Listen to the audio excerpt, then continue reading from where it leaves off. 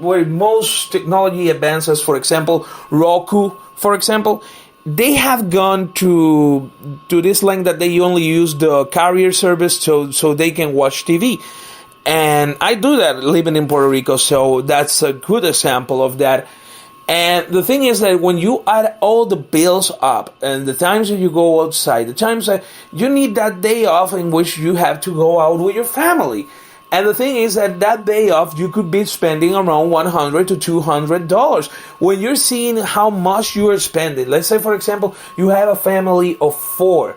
You have to be the one that has to run with the health insurance bill. You have around $1,000 right there, $1,000 on rent. Let's say, for example, $500 to $600 in groceries. We have a $400 smart cellular or phone carrier provider bill. We have right there. We have $3,000, and we haven't got to the utilities and many expenses that we have throughout the week. We could be in the $3,500 to even $4,000 a month. So what does most Puerto Ricans have to do to deal with this reality that they find out? Because the pictures are exactly the same as they look on Trulia, as they look on Google. Because a lot of people, they use Trulia to see the places that they're going to be perhaps living in. I used to do that a lot. I never ended up doing living in the United States. So. And the thing is, I ended up traveling, having a taste, maybe it will go like this way, maybe it could go like that way. And mostly on the last time, I get scared when I start finding out all of these facts. And the thing is that most Puerto Ricans, that what they do is that they have a full-time job, and aside that job, and this is the standard, this is the medium, like most of Puerto Ricans and minorities in the United States, what they do is that they have a job, they have a part-time job beside that job, and if they have some sort of challenge, they say, for example, some guy that knows how to cut hair, they do it on their supposed to be free day, so they could be break even on the expenses that they're having. So what we're having here, the phenomenon that we're seeing here, is the fact that they have to work twice to have this, and I quote, dream life. But the thing is that you are just seeing it. And I'm putting you through the perspective of many Puerto Ricans in the United States. You only get to see it. You're not getting to live it. You get to see it because on your commute, you go to the good streets, not so many holes as in Puerto Rico. We have moon craters on the streets, and there's some streets that they do have their craters, but not as much as we have here in Puerto Rico. So the thing is that you have to be working 12 hours. Add to that the lunch hour, 13. Add to that 2 hours of commute. 15 hours a day. You're supposed to sleep at least 8 hours a day. Yet you're working 15 hours. So that leaves you with half an hour to wake up, to get on the bathroom, grab something, because in that kind of time frame you don't have. It's like wake up, get in the bath, get the clothes, get something on the hand, get a bottle of water or something, get some snacks, for example, some peanuts or some shit like that, and get inside the car. And you have only half an hour to start the commute. And there are places that they have heavy traffic, for example. And the thing is with all of this is that you're spending on work, because those 2.5 hours that make 16. So all you have left is the hours to sleep. You're actually working all of the time that you are consciously awake. You're working. You're waking up to get a bath, to get in the car, because you know that's the pattern to get to the work. And I'm not saying that we are lazy, but it takes a toll on a human being, not only on Puerto Ricans, not only on African Americans, And they want to go, oh, they don't want to work. They don't want to work. 12-hour shift. What happened with the abolition of slavery? What happened with that? Did that really happen? Because what when I hear so many economy doctorates and professionals, what they say is that we should pay them less an hour. It's not productive getting the minimum wage to $15. It would make so many companies go bankrupt. And it's really something, it is a shame. Because 8 hours, let's say for example, it gets to, and we're talking about there's a second commute. So we're talking about that people are being forced to be sleeping to 6 or 7 hours a day.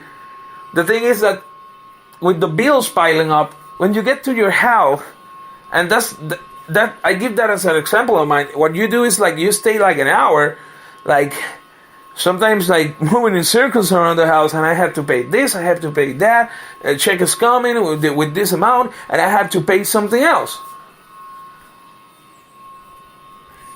It becomes frustrating with time.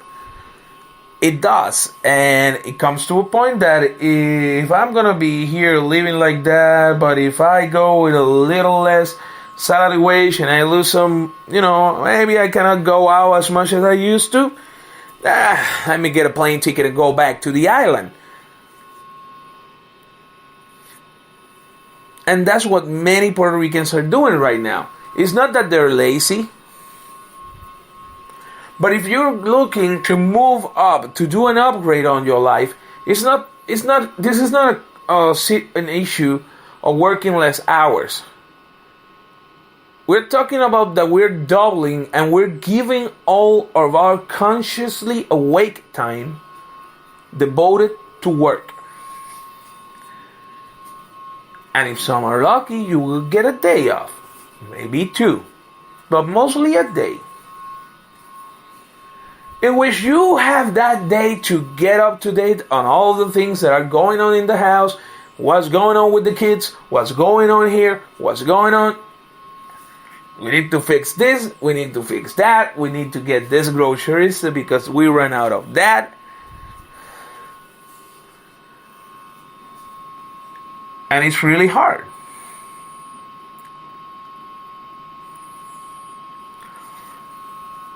And it's really an ironic note that it was the news that I'm talking about the Puerto Ricans, that now the numbers are in the thousands that are coming back to Puerto Rico, and we're seeing that and feeling that in the traffic too. But the thing with that is that many Puerto Ricans are getting fed up of that. And we also have another phenomenon because something that we have to go through is the medium age of people that are returning to Puerto Rico.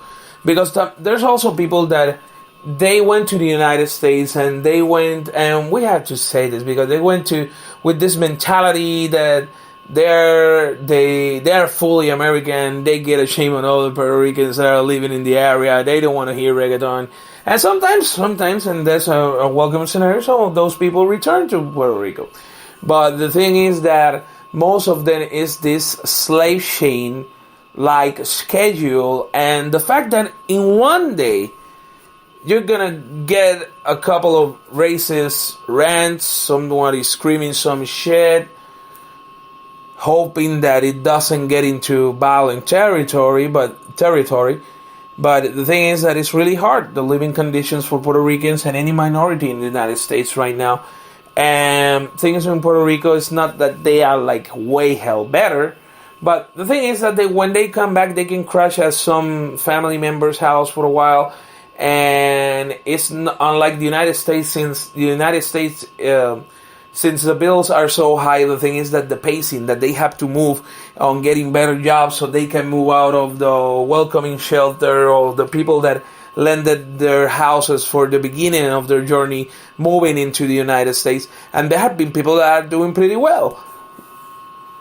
Because it's not that we don't have success stories, but the thing is that most of the people who are returning most of them are people who were not there for years, who were there mostly recently, and recently because of the debacle in Puerto Rico that we didn't have jobs, and all of a sudden we have lots of jobs.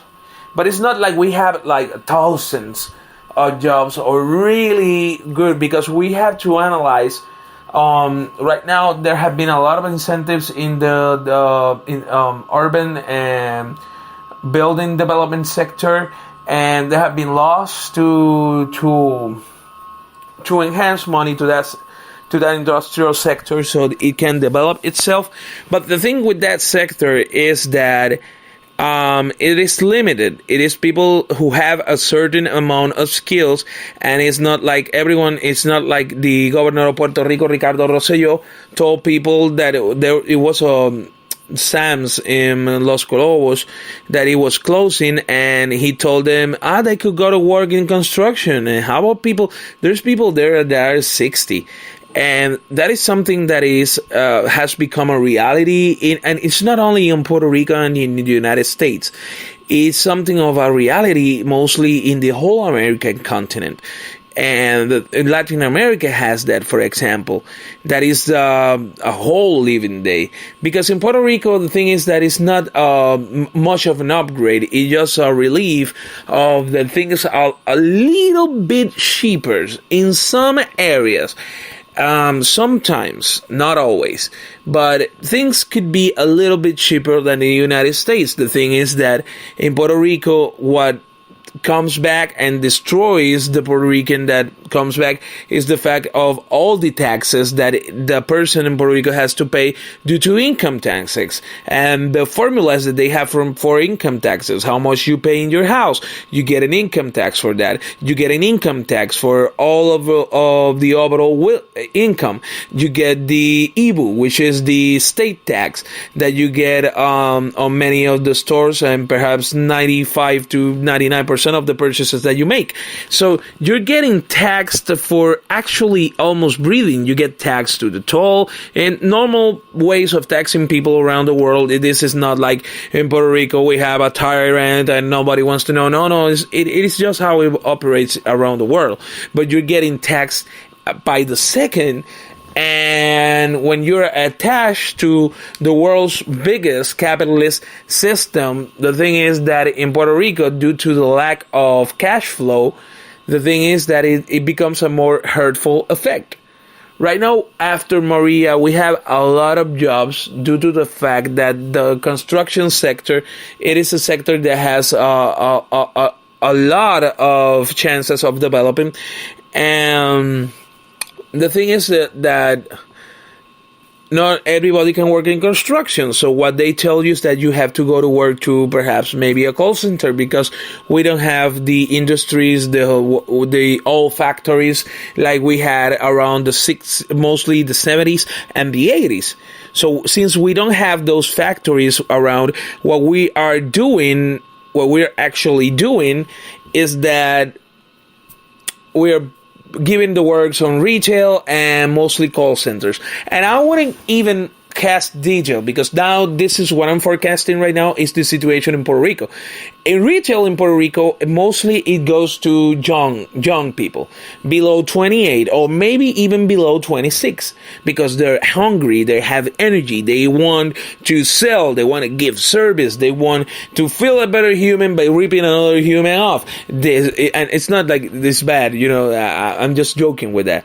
So the thing is that it is how it goes. It is young, the person is younger, has better energy, focus, in which I want the spectrum for people to call in call centers could be from 18 to almost 60. Why? Because in a call center, the people cannot see your face, so you can hire actually anyone. And the thing is that I've seen this tendency in many call centers of hiring people that sometimes I've seen people that look a little bit way past the 60-year mark. And the thing is that it's something that really strikes me a lot, in which there used to be products in the banks in which you can set up your savings to retire. And the cost of living has been spiking up at such a fast rate in Puerto Rico. That's why most of the people that have returned, they will return, but they will be moving like back and forth.